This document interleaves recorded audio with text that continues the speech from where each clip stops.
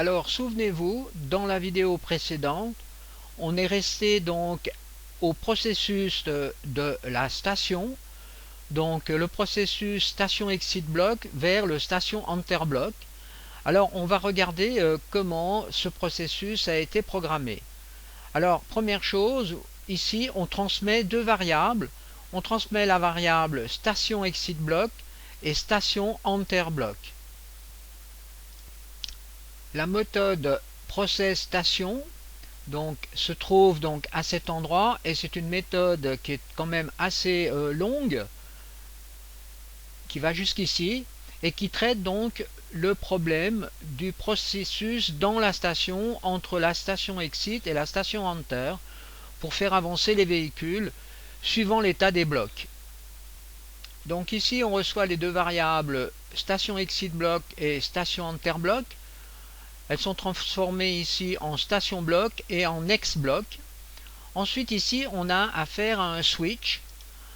Le switch va nous permettre d'aller à différents endroits où se trouvent donc cases, tous les cases que on retrouve à cet endroit. Donc ici on a plusieurs cases et pour sortir des cases on met des breaks.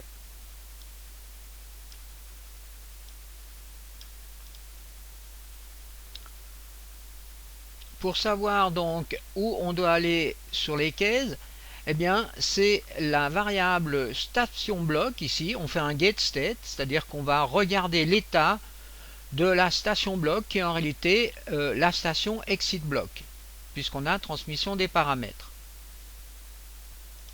Donc ici j'ai fait une présentation différente. Donc on reçoit donc les deux variables. Ensuite on a le switch ici qui va déterminer où on va aller, si on va aller ici, si on va là, et ainsi de suite. Alors maintenant on va regarder donc dans chaque case quelle est la programmation qui a été effectuée. On retrouve donc ici le premier bloc case.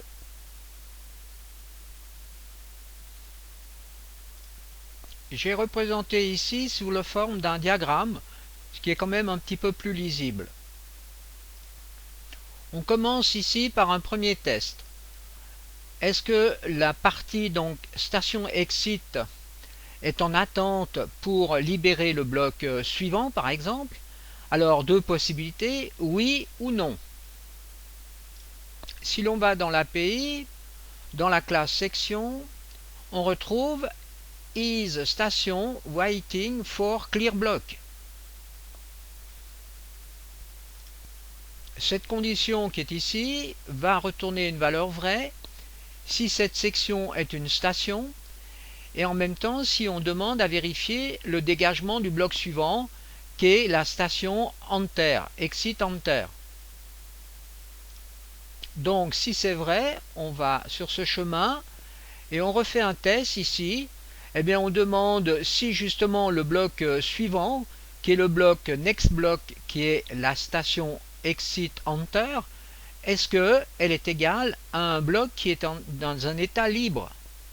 Si c'est le cas, on passe sur ce chemin et on peut initialiser grâce à ce set station next block clear. On retrouve donc le set station next block clear. Si cette condition n'est pas remplie, eh bien on passe de ce côté. Donc ici on a un nouveau test, ce is station waiting for advance. Alors on retrouve ça dans l'API is station waiting for advance. Cette fonction va donc retourner une valeur vraie si cette section est une station et en plus s'il y a une demande de départ de train. Si c'est vrai, ce qui est le cas, on part ici. Et cette fois-ci, on arrive dans un bloc, ici de nouveau un test, qui est le test, est-ce qu'on est en mode manuel bloc ou bien est-ce qu'on est en mode automatique? Alors suivant le résultat, on part de ce côté ou bien de ce côté. Prenons le cas où on est en mode automatique. À ce moment-là, on passe sur ce chemin, On refait de nouveau un test ici. Alors, est-ce que le prochain bloc, donc le bloc exit enter, donc la station exit enter, est-ce qu'elle est libre? Est-ce que l'état du bloc est libre, est égal? Si c'est le cas, on passe par ici et on va effectuer donc toutes ces actions qui se trouvent ici. Donc si le bloc n'est pas libre, eh bien on va sur ce chemin et ici on va setter le bloc suivant et dire qu'il est occupé.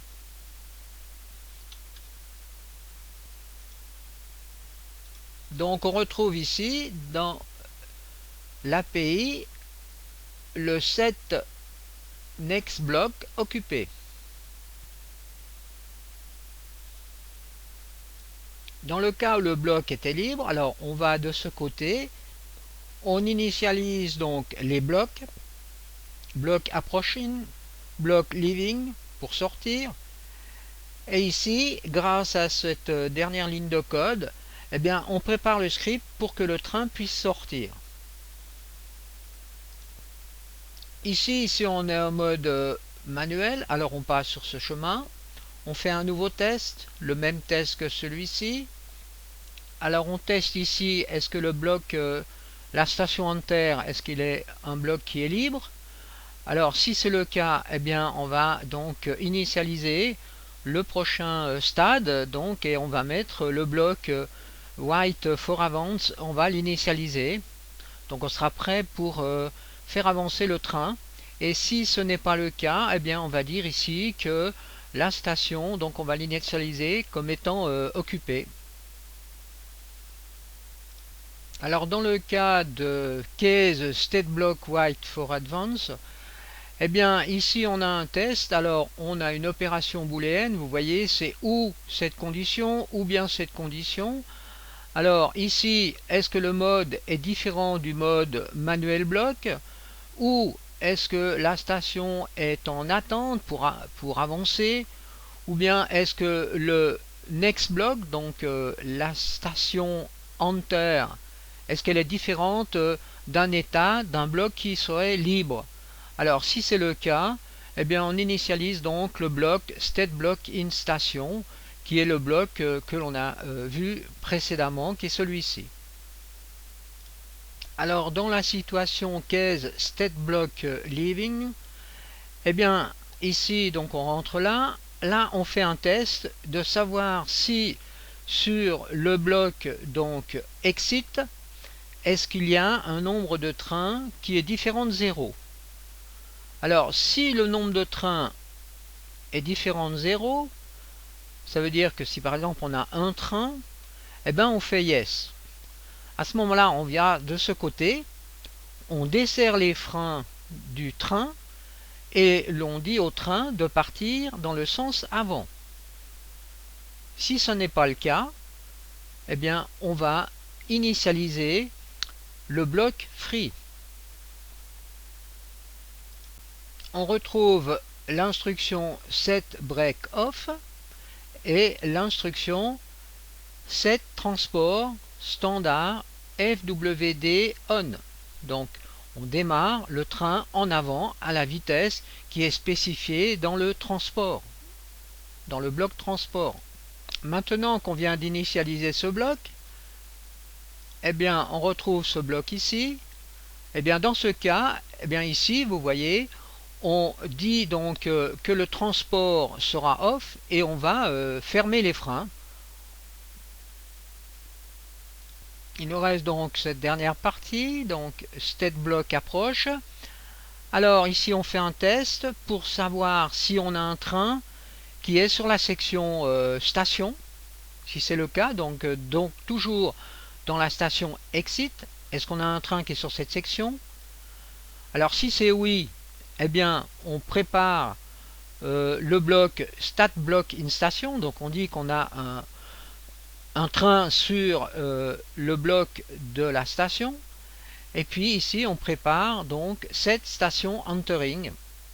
Si ce n'est pas le cas, on part de ce côté, donc là vous voyez on ouvre les freins et puis on supprime le transport donc du train.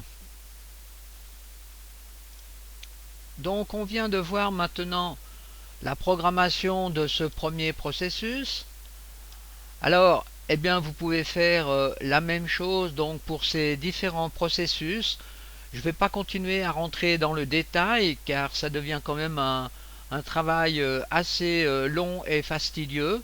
Mais je pense qu'on en a acquis déjà pas mal de notions pour pouvoir programmer soi-même un système de blocs. Je pense quand même continuer à expliquer le bloc système contrôleur, mais peut-être avec une façon plus simple, avec une approche plus simple. Donc je suis en train d'étudier la possibilité d'expliquer ça d'une façon beaucoup plus simple.